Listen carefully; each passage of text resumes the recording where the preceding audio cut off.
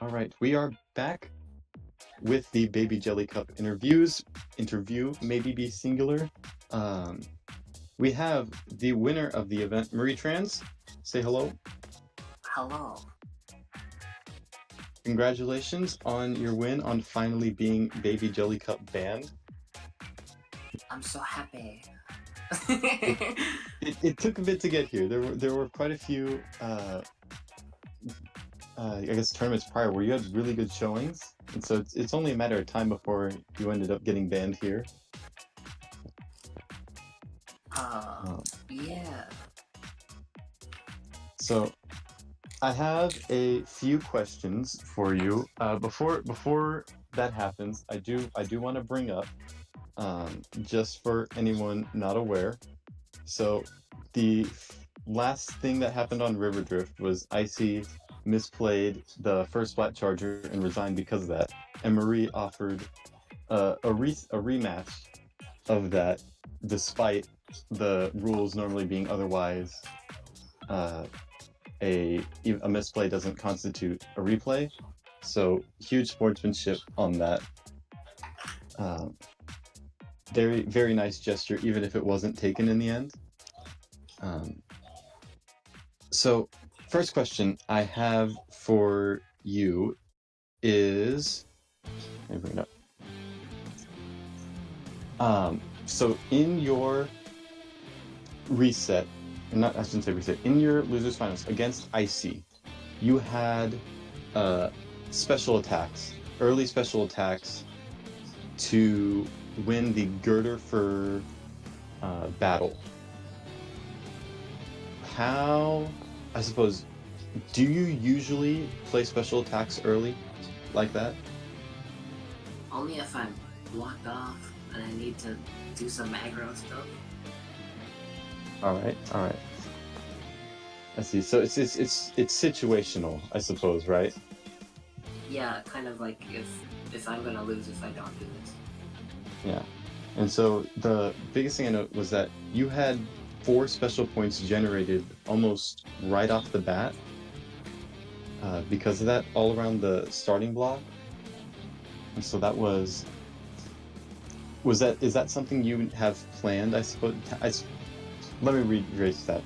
Do you have base combos for like all of your decks? Only a few. I mean, I try to plan them out, but RNG usually says otherwise. Uh, yeah. Usually end up with one of the cards you need at the very bottom of the deck. So, Exactly. That happened to me like twice during X marks. mhm, yeah. We didn't get to see your perspective of any of the finals games, so I'm not really able to understand those as much, but um, it's definitely something that I suppose all tabletop players are familiar with, getting that card stuck at the bottom of the deck. Um, I should ask, X marks the garden. Going on that, you have a deck that's very suited to just wall off.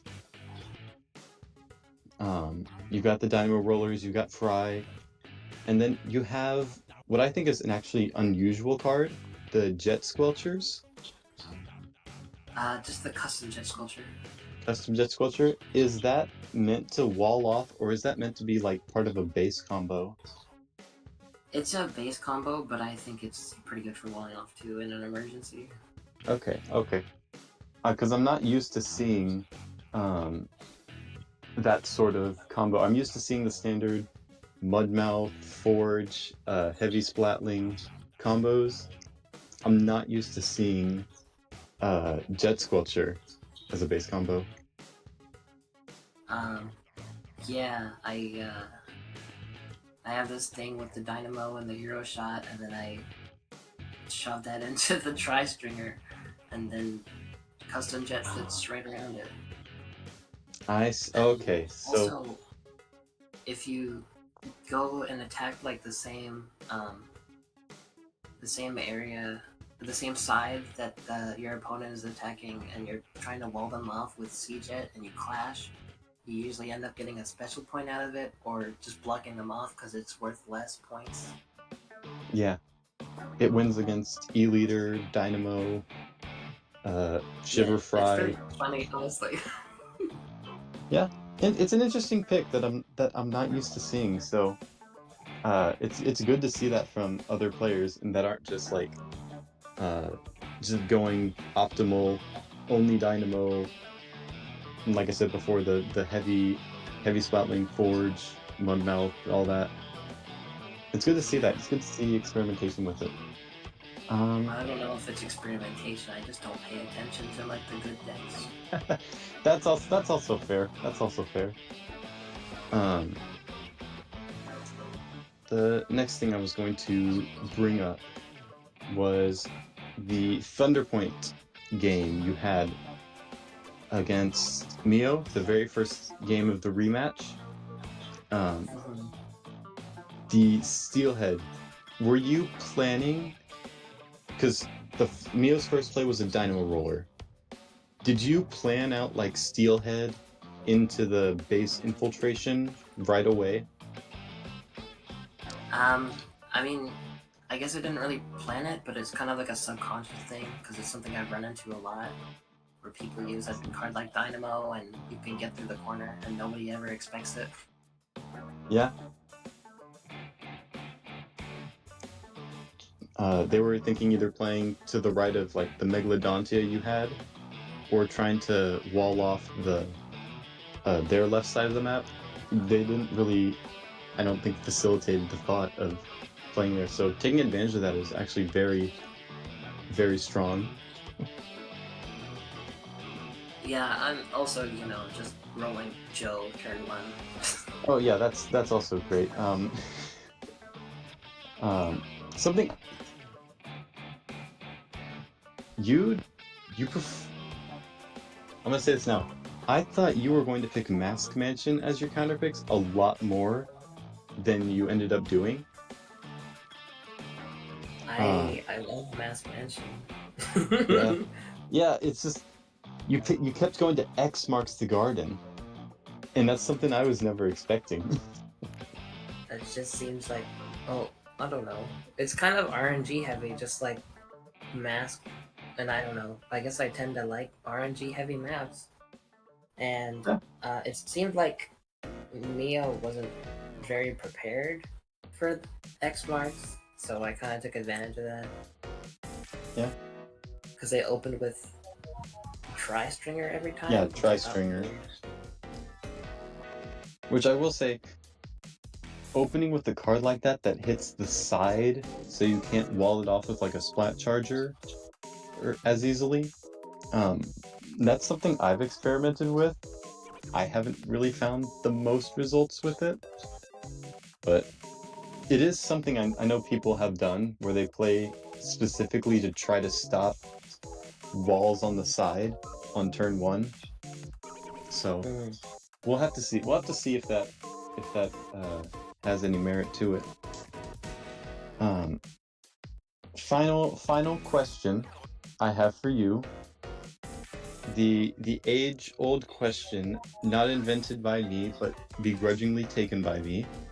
Give us one fact about your Splatoon OC.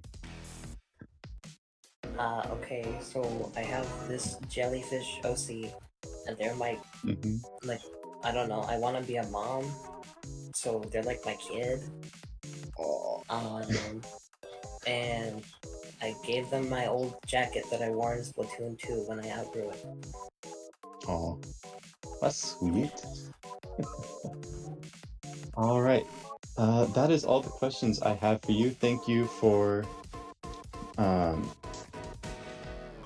I suppose, taking the time, talking to us, explaining everything, and congratulations once more on your Baby Jelly victory. Thank you. All right. I am happy to be banned. Have fun in the TVOs in the future. Thank you. Bye. All right. Bye. We'll see you. Um, so that was our interview with Marie Trans. We have gotten confirmation IC is not going to be um, doing an interview. Um, Currently undecided if Mio will be. Um, We're asking that now.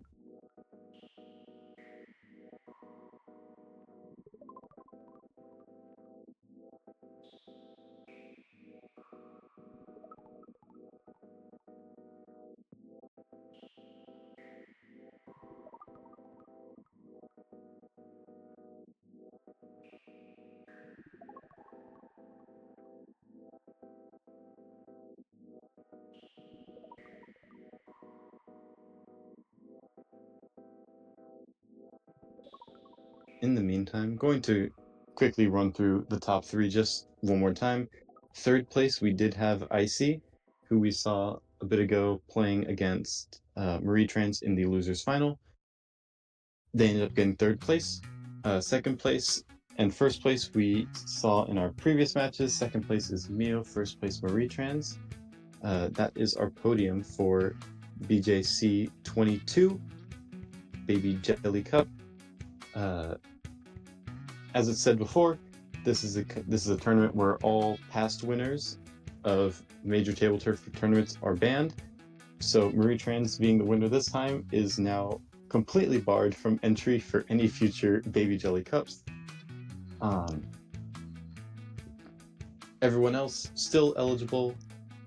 We had some notable players get knocked out a bit early, so honestly a bit of an unusual podium from what we were expecting.